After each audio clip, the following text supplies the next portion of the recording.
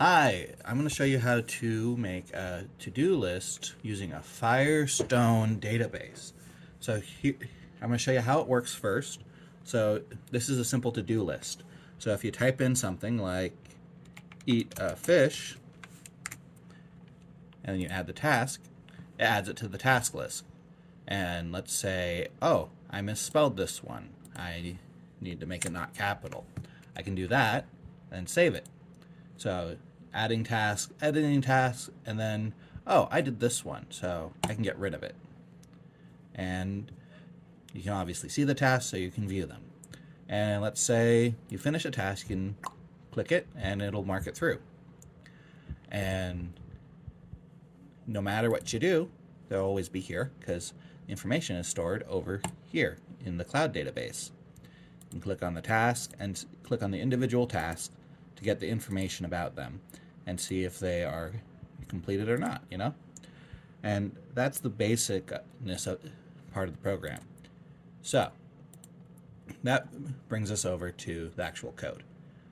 So this is the design elements of it that make it look all nice and pretty. It's nothing too complicated. And then this is the HTML shell that holds everything together. This is where you put in the text and the button that sends in the text, and this is the container that holds the tasks. And these are the scripts that are used by the app.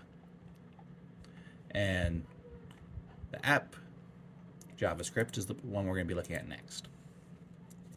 So we are using the Firebase database, so we need an API key, which is here, and a URL. And here's all the stuff we import to use for our program. This starts up the database because Git pages are static, so you need to ensure that you have some script to turn it on and hold the information. Otherwise, you won't be able to. Now, this is the add task. This is how we add tasks to our to-do list. And it's real simple. You just, add to the document, and delete task is super simple too. It deletes it. And this is how we see the task. It looks at the database and sees if the task is completed and the text for it. And then it goes through and injects some HTML that allows us to edit it and save it and get rid of it, which this task and some of the other tasks use these buttons. And this is where they use the buttons. These are the event listeners. Here's the edit task function that lets us edit the task and make small changes here and there. Here's some more event listeners to see when we edit and save and all that. And that's the basic of making a Fire database.